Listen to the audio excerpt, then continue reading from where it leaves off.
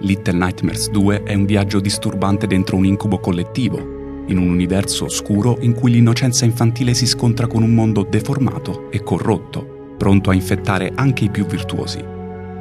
Una lenta discesa verso l'origine del male, dove ogni ombra rivela paure primordiali e ogni mostro riflette il lato più inquietante dell'umanità.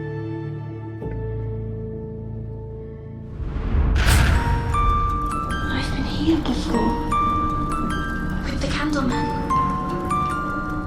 That's where I am. The halfway place. He's taken my hand, welcoming me to the other side of the door. They're all eyes too. I feel them looking at me and into me. A world as wide as the deep and narrow as the web.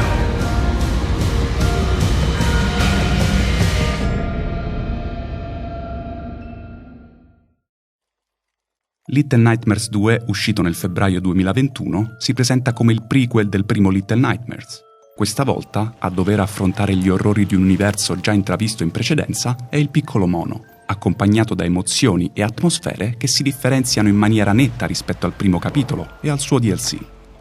L'oscura magia che avvolgeva un luogo come le Fauci, popolato da figure mostruose ed elementi dark fantasy, lascia il posto ad un'atmosfera meno surreale, ma decisamente più inquietante, grottesca e spietata nei riferimenti a problematiche reali.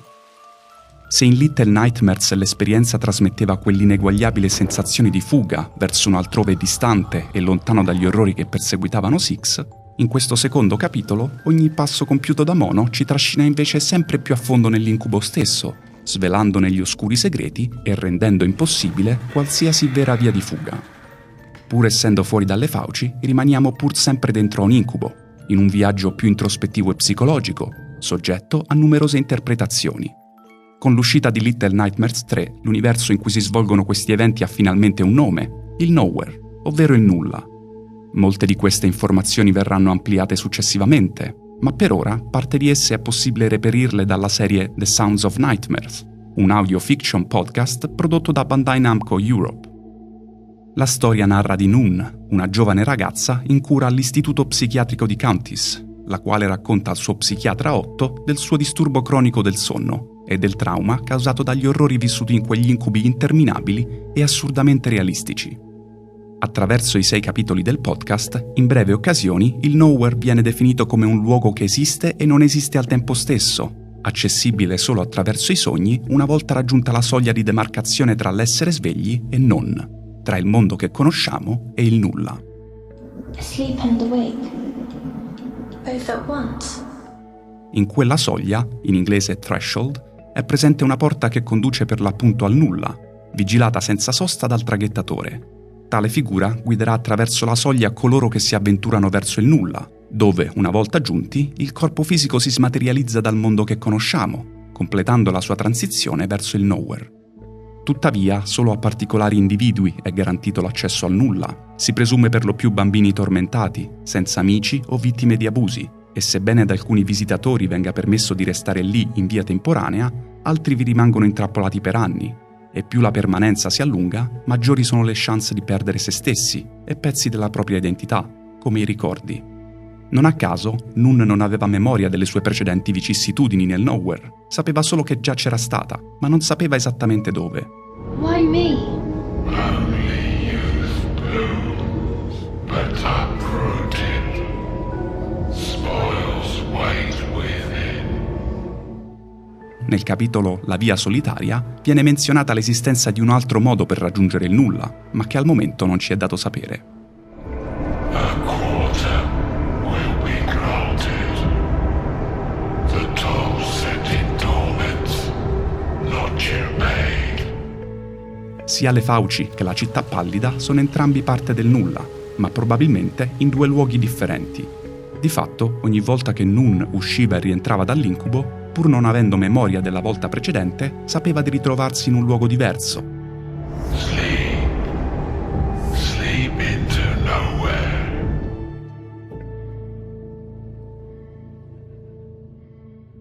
La storia ha inizio con una breve sequenza in un lungo e oscuro corridoio, alla cui fine è presente una porta con l'iconico e inquietante occhio della saga, già visto più volte nel precedente capitolo. Quel sogno, se così possiamo considerarlo, termina non appena il protagonista della storia si desta, tutto solo in mezzo a una foresta, dopo una breve intermittenza di un vecchio televisore a tubo catodico. Lui è Mono. Il suo nome venne rivelato in un'intervista al narrative designer David Mervick. Esso farebbe riferimento al numero 1, non inteso come primo, bensì nella sua accezione più amara, ovvero composto da uno, un singolo individuo, maledetto da una costante solitudine. Mono è un protagonista timido e solitario, tanto coraggioso quanto resiliente, le cui azioni fanno emergere un animo altruista e protettivo. È possibile estrapolare parte della sua personalità ancor prima di iniziare il gioco, attraverso una serie di fumetti digitali rilasciati per la promozione di Little Nightmares 2, i quali fungono da prologo all'avventura. In uno di essi, infatti, vediamo Mono tentare di salvare dei bambini che successivamente vengono catturati uno ad uno. In un altro osserviamo una bambina scappare nella foresta e imbattersi proprio nel piccolo protagonista, tutto solo in cima a un albero, per poi venire sorpresa e catturata dal primo antagonista dell'avventura, il cacciatore. Di conseguenza, vuoi per casualità o per destino, Mono continuerà a trovarsi inevitabilmente da solo, ma col suo lungo spolverino e una maschera di cartone, egli farà di tutto per aiutare coloro in difficoltà. Non a caso potrebbe essere proprio questo il motivo che lo spinge ad inoltrarsi ancor più nella foresta, nel tentativo di aiutare quella bambina incrociata per un secondo prima che venisse catturata. I primi passi attraverso il bosco ci fanno comprendere subito una cosa: a differenza di Six, Mono è molto più forte. Egli può infatti raccogliere oggetti o strumenti pesanti da sbattere con forza al suolo. Ciò permetterà al protagonista di far scattare le numerose tagliole nascoste sotto il tappeto di foglie. L'intera area è cosparsa di trappole, eppure Mono sembra a suo agio in quel luogo cupo e isolato, come se lo conoscesse. La fitta foresta conduce Mono verso un casale silenzioso e diroccato. Le luci all'interno sono accese e una flebile melodia sembra provenire dal piano inferiore. Attraverso corridoi polverosi e porte cigolanti, Mono raggiunge lo scantinato, dove finalmente trova la bambina rapita, segregata in una stanza a suonare un vecchio carillon, il cui ritmo si ripresenterà più volte durante la storia, come un loop infinito. I numerosi segni sulle pareti fanno più o meno intendere che sia passato del tempo dal momento della sua cattura.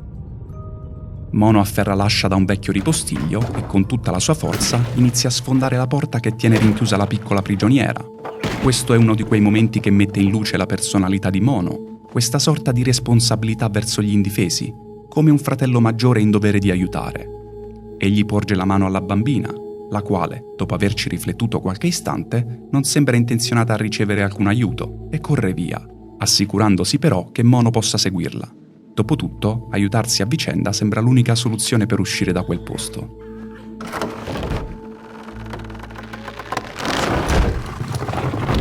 La casa infatti non è solo polverosa e malmessa, ma anche profondamente inquietante, riempita di manichini impagliati, come fossero una brutta copia di una comune famiglia, dal bambino a tavola con i suoi genitori all'anziana nonna a riposare su una sedia davanti alla finestra.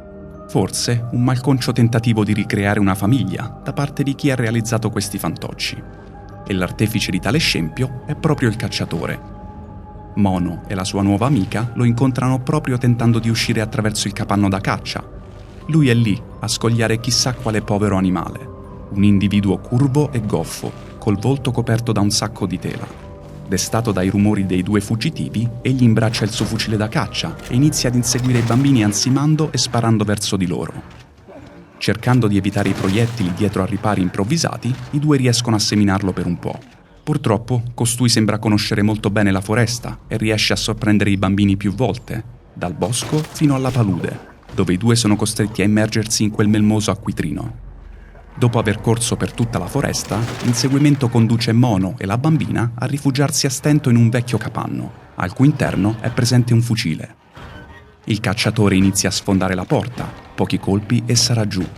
Mono non ci pensa troppo, butta giù il gigantesco fucile, impossibile da imbracciare da solo, e aiutato dalla sua amica lo punta verso il cacciatore e spara. Il rimbalzo dell'arma è potente. Indolenziti e con le orecchie che fischiano, i due escono dalla finestra sul retro e raggiungono la riva di uno specchio d'acqua. Sfruttando una vecchia porta, improvvisano una zattera e si fanno trascinare dalla corrente verso l'ignoto.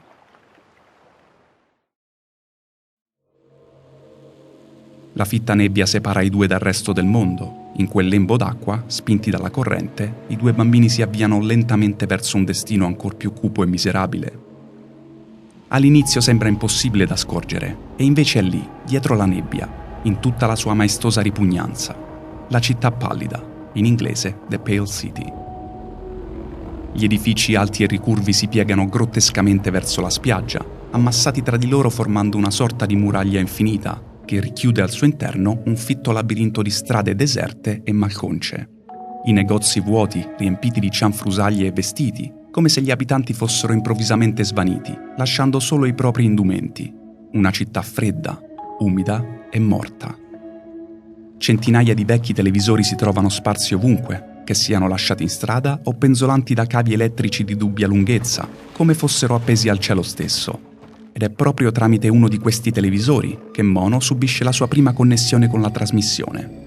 In uno dei condomini, un televisore si accende improvvisamente non appena Mono mette piede nella stanza. L'interferenza proveniente dalla TV esercita uno strano effetto sul ragazzo, un richiamo acuto e penetrante che lo costringe a tapparsi le orecchie. Mono poggia la mano sul freddo schermo e un distorto corridoio prende forma lentamente. Una volta materializzato, il bambino viene risucchiato al suo interno. Si tratta dello stesso cupo corridoio visto in precedenza, alla cui fine è presente la medesima porta e occhio annesso. Proprio come in un sogno, Mono si muove al rallentatore, cercando di raggiungere la porta, ma dopo pochi passi il tutto termina grazie alla bambina, che lo tira via dallo schermo ponendo fine all'interferenza. Entrambi confusi, uno più dell'altra, decidono di proseguire. Non è un caso che i due si siano diretti alla città pallida, come se Mono fosse inconsciamente attratto da questa sorta di segnale. Senza rendersene conto, egli sta trascinando entrambi verso l'abisso. Questo primo approccio con la città pallida è solo un piccolo assaggio di quello che offre, in quanto i due protagonisti si imbattono quasi subito in un edificio, che per molti ha rappresentato un vero e proprio incubo durante l'infanzia, la scuola. Grazie ad una corda fatta di lenzuola, probabilmente realizzata da qualche povero bambino intento a fuggire da tale edificio, i due mettono piede nei corridoi scolastici. Si tratta di un vero e proprio collegio vecchio stile, molto diverso dagli istituti attuali, in linea con l'ambientazione distopica di Little Nightmares, che fino ad ora sembra assestarsi più o meno intorno agli anni 50. Vi sono stanze con letti ammassati, giocattoli sparsi, quadri inquietanti e persino uno stanzino per le punizioni. E come se non bastasse, anche quest'area è fitta di trappole di ogni tipo, poste da coloro che risiedono in tale edificio. In un primo momento infatti sembra di scorgere altri bambini all'interno della scuola, ma di un bambino hanno solo le sembianze, poiché in realtà trattasi di fantocci, bambole di porcellana, privi di occhi e altre parti del corpo. Queste creature sono tutte accomunate da un unico desiderio, fare del male, come dei tipici bulli di scuola. Dopo l'ennesima trappola, Mono viene rinchiuso in un armadietto, mentre la bambina viene nuovamente rapita. Ma questo non ferma assolutamente il ragazzo, il quale, liberatosi, afferra un martello e riprende il suo percorso di salvataggio più intenzionato che mai. Se da una parte quegli insolenti bulli non sembrano un problema per Mono, colei che fa vigere l'ordine in quelle vecchie aule lo è di certo. L'insegnante. In linea con i cattivi della saga, l'insegnante è anch'essa estremamente sproporzionata. Una testa gigantesca e rugosa, posta su di un corpo lungo e smilzo, dotata di righello e postura intimidatoria. La incontriamo per la prima volta mentre fa lezione a quelle bambole malvagie, che con la testa china sui propri banchi non sembrano notare il protagonista, o forse hanno troppa paura di venir punite. Mono sgattaiola tra i banchi mentre la vecchia insegnante si sposta nella classe, incutendo terrore e sbattendo il righello di tanto in tanto. Basterebbe questo per far accapponare la pelle di chiunque, e invece no. Appena Mono emette un rumore in una stanza limitrofa, cercando di recuperare la chiave dell'ascensore, vediamo quella maestra entrare nella stanza ed estendere assurdamente il collo, più o meno come le braccia del custode in Little Nightmares. In più occasioni, Mono sarà costretto a nascondersi dall'oblungo collo dell'insegnante, intenta a fermare il piccolo intruso mentre cerca di salvare la sua amica.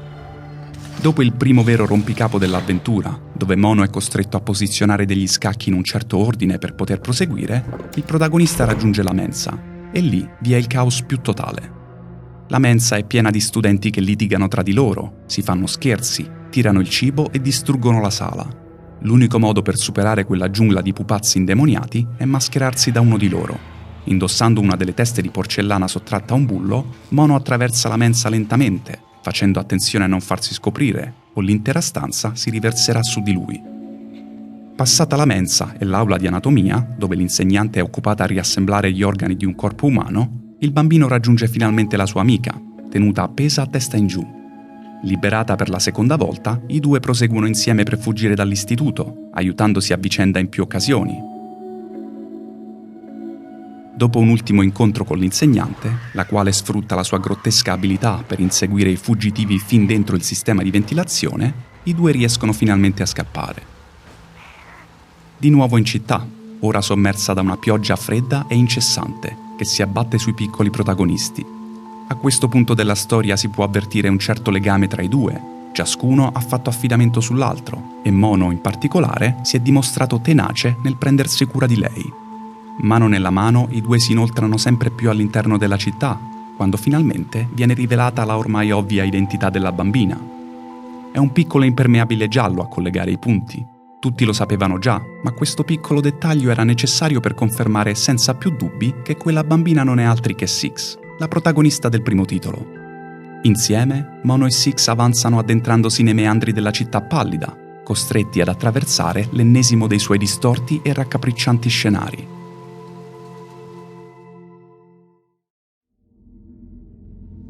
Corridoi bui e infiniti, brandine arrugginite sospese nel vuoto e materiale sanitario abbandonato ad ogni angolo sono solo il contorno dell'orrore che si cela nell'ospedale della città. Il televisore in una delle stanze si accende, scatenando in Mono un altro attacco, il quale, attratto dalla trasmissione, viene risucchiato nuovamente all'interno della TV, per poi essere prontamente tirato fuori da Six, poco prima di raggiungere la porta con l'occhio. Dopo un veloce rompicapo, dove i due usano scanner a raggi X per trovare la chiave nascosta dentro uno dei giocattoli, insieme si inoltrano nelle aree più interne dell'ospedale. Vi sono manichini e arti ovunque, appesi al muro o ammassati su scaffali, tutte parti destinate ad assemblare i pazienti dell'ospedale, l'ennesimo incontro spiacevole per gli sventurati protagonisti. Trattasi di esseri i cui arti o altre parti del corpo vengono sostituite da componenti artificiali, individui incapaci di vivere con se stessi, si guardano allo specchio e odiano il proprio riflesso. Non vedendo altro che difetti e imperfezioni, essi implorano di farsi sistemare, aspirando ad una perfezione che non raggiungeranno mai. La meccanica per affrontarli è alquanto iconica e conosciuta. Quando investiti da un fascio di luce, i pazienti rimangono immobili, ma nel buio essi prendono vita e aggrediscono Mono. Fortunatamente il ragazzo troverà fin da subito una torcia elettrica e potrà utilizzarla contro i nemici per oltrepassare numerose aree colme di pazienti. L'aspetto più disturbante, oltre al fatto che non si sa mai quale manichino sia in procinto di muoversi e quale no, è che in diverse situazioni Mono dovrà vedersela con gli arti inquietanti di questi manichini, distaccatisi dal resto del corpo come avessero una volontà propria. Per poter proseguire, Mono e Six dovranno ottenere 2 fusibili in modo da attivare l'ascensore. Questo costringerà i due a separarsi in più occasioni, lasciando Mono da solo ad affrontare i pazienti e i loro diabolici arti. In alcuni casi, il ragazzo non può fare altro che fuggire dalle decine di pazienti, che sbucano da ogni parete intenti a catturarlo.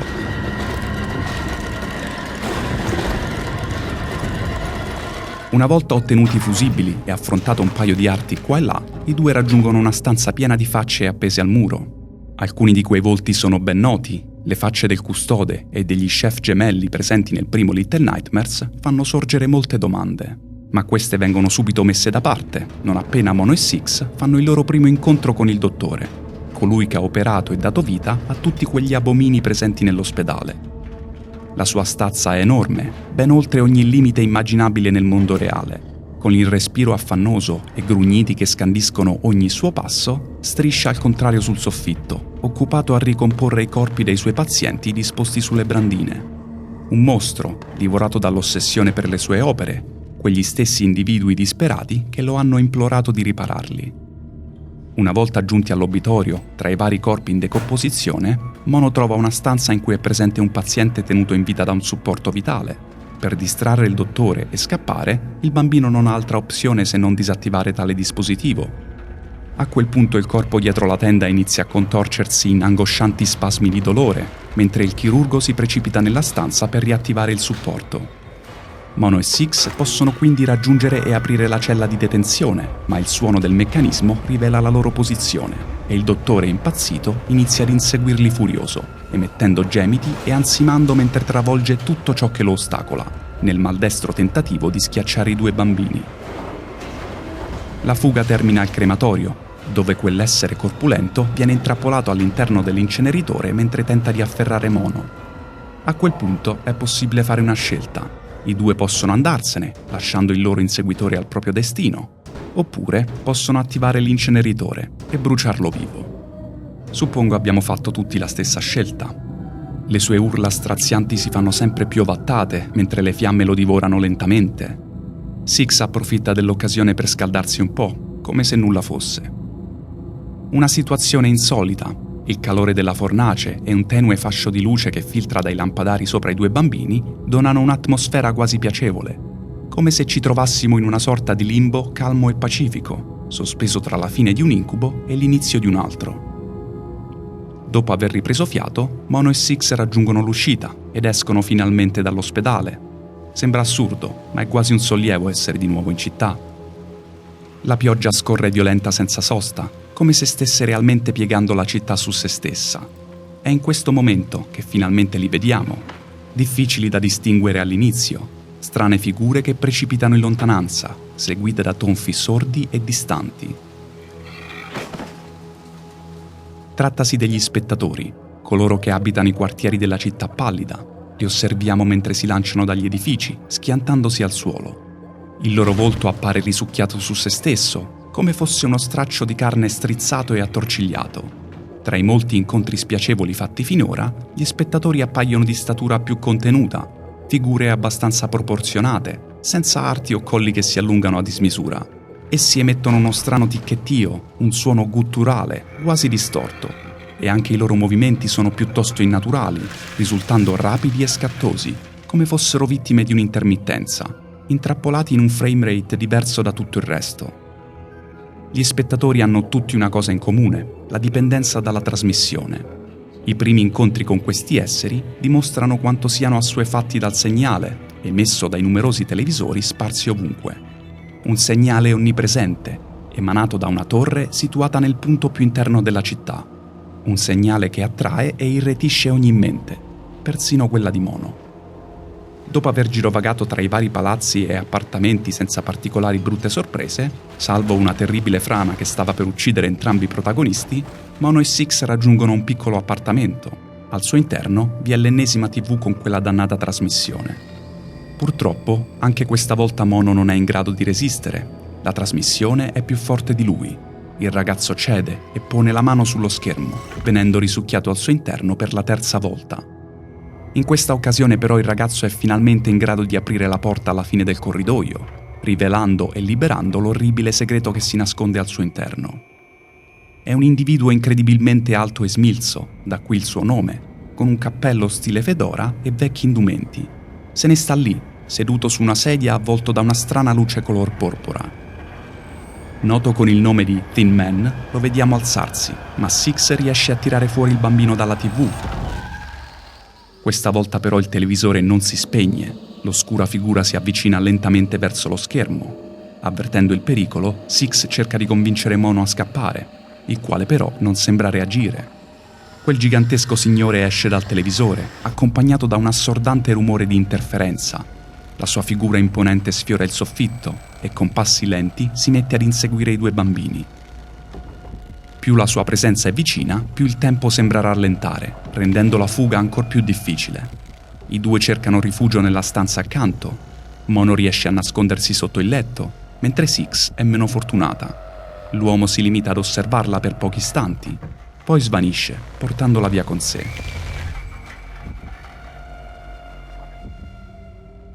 Ciò che rimane di Six è un residuo di glitch, una flebile reminiscenza di ciò che era. Una parte di lei rimasta in questa realtà, dopo essere stata risucchiata nella trasmissione, come un'eco destinata a scomparire.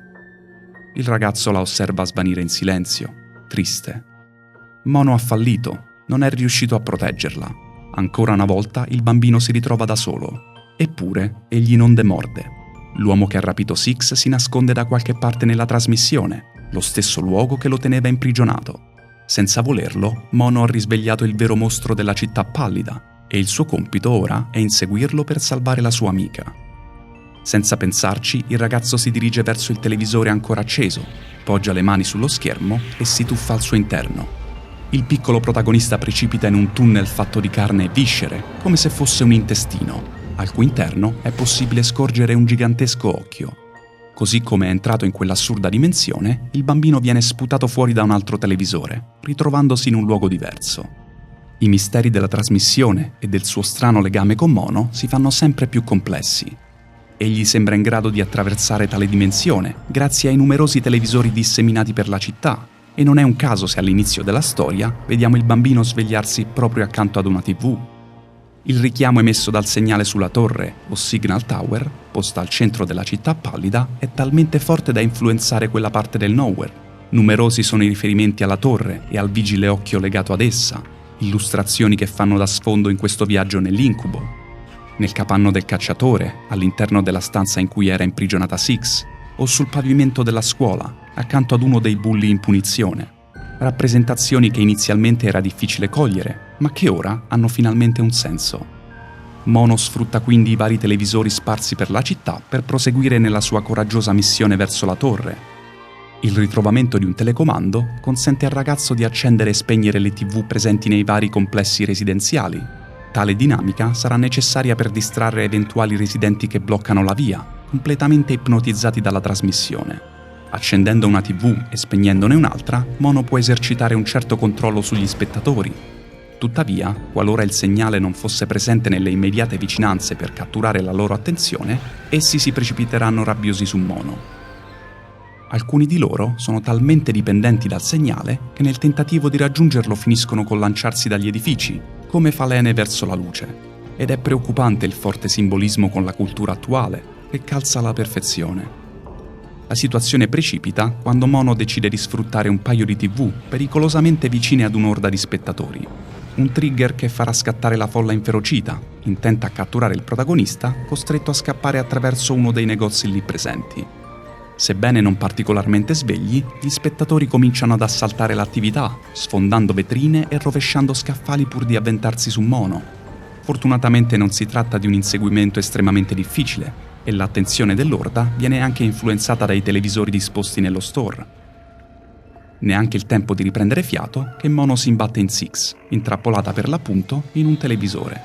Cercando di liberarla, il ragazzo desta l'attenzione del Tin Man, il quale, dopo aver strattonato la bambina di nuovo all'interno, esce dallo schermo ed inizia ad inseguire Mono, catapultato nell'ennesima fuga verso chissà dove. Questa volta l'inseguimento è decisamente più ansiogeno e inquietante rispetto ai precedenti. L'uomo si limita a camminare, senza mai correre, eccetto alcuni improvvisi scatti innaturali, come se si teletrasportasse. Il ragazzo sfonda una porta con un'ascia lì presente e si fionda a nascondere dentro le intercapedini dell'edificio, cercando di non farsi notare mentre gattona sotto il pavimento. Un lungo corridoio mostra in lontananza quell'alta figura muoversi lentamente verso Mono. I suoi passi riecheggiano sul suolo scricchiolante, facendosi sempre più vicini. Una volta rimosse le assi di legno che bloccano la finestra, Mono salta dalla sporgenza, cadendo sopra il relitto di un treno. Il Tin Man sembra aver perso le sue tracce, ma ovviamente non è così. La porta di un vagone si apre e lui è lì, come se conoscesse ogni movimento del ragazzo. Mono continua a scappare saltando da un vagone all'altro. Raggiunto l'ultimo carro, egli non ha altra scelta che tirare la leva per scollegarsi dal resto del treno, lasciando finalmente l'uomo indietro, il quale si limita ad osservarlo. Il vagone tuttavia finisce per prendere velocità, fino a schiantarsi alla fine della linea, scaraventando il povero bambino giù dal treno. Un fortissimo impatto, che lo lascia addolorante e sfinito, ormai rimasto senza più energie. Mono si trascina verso l'uscita della metropolitana, accompagnato da brevi e distorte manifestazioni glitch di Six, come se lentamente lo stessero guidando. Il bambino si arrampica a fatica sulla scala, esce dal tombino e finalmente lei è lì, davanti a lui, imponente e minacciosa, la nera torre che emette il segnale, l'origine della trasmissione. Immediatamente le luci sfarfallano, i palazzi si piegano come se riflettessero un effetto Doppler e in pochi secondi lui si materializza a pochi metri dal protagonista, bloccandogli la strada verso la torre. Il ragazzo cade in ginocchio, ferito sia nel fisico che nell'animo. Non ha più senso scappare. Mono rimuove la maschera, lasciando che la pioggia la trascini via, mentre l'uomo si avvicina lentamente, accompagnato dal riverbero dei suoi passi. Proprio in quel momento vediamo il ragazzo irrigidirsi e respingere il nemico sfruttando poteri soprannaturali, paradossalmente simili a quelli del suo avversario. I palazzi si curvano, le luci tremano e la realtà stessa si piega dinanzi a questo confronto fra due individui estremamente potenti, entrambi in grado di sfruttare l'energia della trasmissione. L'uomo viene spinto via, scaraventato al suolo più volte, ma anche lui, proprio come Mono, non sembra arrendersi. Dopo l'ennesimo colpo da parte di quell'energia invisibile emanata dal ragazzo, vediamo lo smilzo tentare di alzarsi un'ultima volta, senza però riuscire realmente a stare in piedi, e in pochi attimi si smaterializza nel nulla. Mono ha finalmente sconfitto il suo nemico. Attingendo alle ultime energie rimaste in lui, alza entrambe le mani e con tutta la sua forza inizia a piegare la realtà, distorcendo e alterando l'ambiente circostante, spostando dinanzi a sé l'intera torre. Non ci è dato sapere se Mono avesse a disposizione questi poteri fin dall'inizio, se si rifiutasse di usarli, o se questa sorta di evoluzione fosse avvenuta solo dopo il primo contatto con lo smilzo. Alcune teorie sostengono persino che la sua maschera di cartone fungesse da scudo per bloccare le reali abilità del ragazzo. L'enorme porta si apre, sprigionando la stessa luce color porpora da cui uscì il Tin Man. Una volta dentro, la porta si chiude dietro Mono.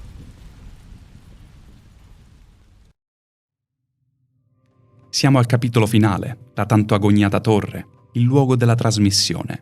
Nonostante l'intento sia quello di salvare Six, forse il destino avrebbe comunque condotto Mono a questo edificio, con o senza la bambina. Questo nero grattacielo nasconde al suo interno un'intera dimensione, una realtà dove spazio e tempo si intrecciano, richiamando elementi del primo Little Nightmares o di altri luoghi e eventi che non conosciamo ancora. Il lungo corridoio che Mono ha percorso più volte prima di liberare lo smilzo anticipa quella melodia che accompagna questo luogo, la stessa che Six riproduceva col carillon durante la sua prigionia nel capanno del cacciatore. Ed è proprio questo motivo musicale ad indicare la via al giovane ragazzo, diventando sempre più forte e sonora man mano che egli si avvicina al culmine del suo viaggio. Dopo centinaia di scalini e decine di porte, Mono raggiunge finalmente l'origine di quella musica tanto ipnotica quanto angosciante. Un mostro enorme dalle sembianze di Six, fuori misura persino per i canoni di quell'universo, protegge con timore il grosso carillon da cui origina la melodia. Mono chiama la sua amica e il mostro sembra rispondere a tale gesto, avvicinandosi al ragazzo. Non vi è alcun dubbio, una parte di Six è ancora viva, intrappolata in quella corrotta versione di sé. Dopo averla avvicinata, Mono prende un martello posizionato proprio sulla stessa valigia in cui Six comincia il suo viaggio nel primo titolo, all'interno delle fauci. Il ragazzo trascina il martello verso il carillon e sferra un colpo deciso su di esso, interrompendo la melodia. L'intera trasmissione inizia a mostrare segni di cedimento, franando su se stessa. Mono comincia a fuggire inseguito da Six, furiosa e incontrollabile. Tuttavia, la torre continua a ergersi e allo stesso modo anche il mostro, ancora intento a proteggere il carillon. Distruggere quel box musicale sembra quindi essere l'unico modo per liberare Six. Comincia così una stregua lotta tra il protagonista e il mostro, dove Mono dovrà distrarre Six per poter sferrare un attacco sul carillon. Colpo dopo colpo, il mostro sembra perdere forza e lucidità, e al tempo stesso la trasmissione inizia a rivelare la sua vera identità. Le pareti crollano, mostrando sezioni di carne viva e grumi putrescenti. La trasmissione non è solo una dimensione, ma una vera e propria entità senziente. Un ultimo colpo allo strumento musicale costringe il mostro a retrocedere, perdendo completamente le forze. Ed è in quel momento che con un attacco finale Mono distrugge finalmente il carillon, e con esso anche quella ormai fragile maschera che nascondeva il vero luogo in cui i due si trovano. Al suo risveglio, Six sembra essere tornata quella di prima, più o meno. Un gigantesco occhio sbuca dalle pareti, che iniziano a collassare su se stesse. Quell'enorme ammasso di carne e occhi sta cercando di intrappolare o schiacciare i due bambini, che fuggono con le ultime energie rimaste in corpo. Un sottilissimo ponte divide i due dalla via d'uscita. Six riesce a passare, ma una sezione del ponte crolla, al che la ragazza tende una mano per aiutare il suo amico, come già accaduto in più occasioni. Dopotutto è grazie a Mono se lei è ancora in vita. Il ragazzo salta e Six lo afferra. Dopo interminabili secondi, però, la bambina ritrae il braccio, lasciando Mono precipitare nell'oscurità. Dopodiché, con aria cupa e senza rimorso, Six cammina lentamente verso la via d'uscita, accompagnata dal tema musicale del primo Little Nightmares.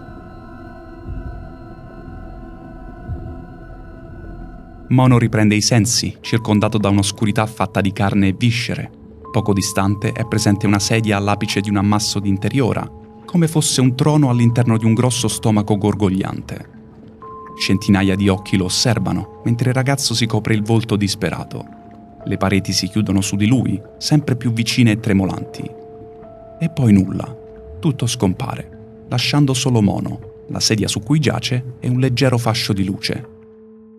La trasmissione sembra aver ripreso le sue sembianze originali, indossando di nuovo quella finta maschera fatta di cemento, che nasconde occhi e carne. Non sappiamo quanto tempo passi, ma sembra un'eternità. Vediamo il ragazzo crescere, allungarsi, passare da quel piccolo bambino, coraggioso e altruista, alle sembianze di colui che ha cercato di combattere per gran parte del suo viaggio. Vediamo Mono trasformarsi lentamente nel Tin Man, rivelando quindi la sua vera identità, mentre la visuale si allontana sul medesimo corridoio che separa la trasmissione da tutto il resto. E così termina Little Nightmares 2. Non prima però di un'ultima cutscene finale, dove osserviamo Six uscire dal televisore poco dopo aver abbandonato Mono. Davanti a lei si materializza la sua controparte oscura e fatta di glitch, quella parte di lei che si è distaccata nel suo primo contatto con lo smilzo. Le due figure si osservano per brevi istanti, poi il glitch indica un volantino con l'illustrazione delle fauci, il luogo dove prendono atto gli eventi del primo titolo, ed è proprio in quell'istante che la fame di Six inizia a farsi sentire. La bambina sa dove andare e le fauci la stanno aspettando. Little Nightmares 2 riconferma quelle sfumature tristi e amare che abbiamo assaporato nel precedente titolo, in particolare nel suo DLC, e come tale mette in evidenza alcuni tratti della società moderna e li estremizza al punto da elaborare una sorta di denuncia verso problemi inerenti a contesti reali. La fame e ingordigia degli ospiti, la dipendenza degli spettatori, la fissazione dei pazienti con il loro aspetto. Non credo ci sia bisogno di spiegare certi riferimenti con il mondo attuale, e tutte queste problematiche vengono ridipinte su un piano orrorifico, caricature assurde e grottesche corroborate da parallelismi estremamente concreti. Oltre a questo, Little Nightmares 2, di nuovo, lascia molto all'interpretazione del giocatore, ma lo fa in maniera sottile, risolvendo al tempo stesso alcuni dubbi nati durante l'avventura in entrambi i giochi. Ad esempio riguardo l'antagonista principale, il Tin Man. L'opinione più diffusa dipinge Mono e lo smilzo come lo stesso individuo, intrappolato in un paradosso temporale.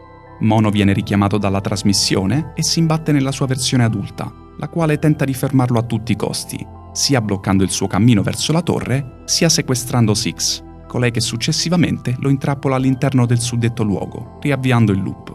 Il Tin Man in questo caso non è altro che un burattino, detenuto nella trasmissione per mantenere viva la sua essenza, una sorta di catalizzatore per tale dimensione. Questo spiegherebbe come sia il bambino che l'uomo condividano le stesse abilità. Quest'ultimo ha avuto un'eternità per riflettere sull'errore di aver dato fiducia a Six, e appena si presenta l'occasione per vendicarsi, intrappolando la bambina nella trasmissione o magari rompere il loop temporale, l'uomo cerca di coglierla a tutti i costi, ma purtroppo deve fare i conti con la sua versione più giovane, ingenua e illusa, ma anche estremamente forte. Purtroppo non sappiamo se tutto ciò sia parte di un loop infinito o se le vicende accadano una singola volta, semplicemente trasformando Mono nel diretto successore del Tin Man. Quello che però fa riflettere è come in entrambi i titoli il protagonista finisce per diventare l'antagonista principale. Mono diventa lo smilzo, così come Six diventa la signora.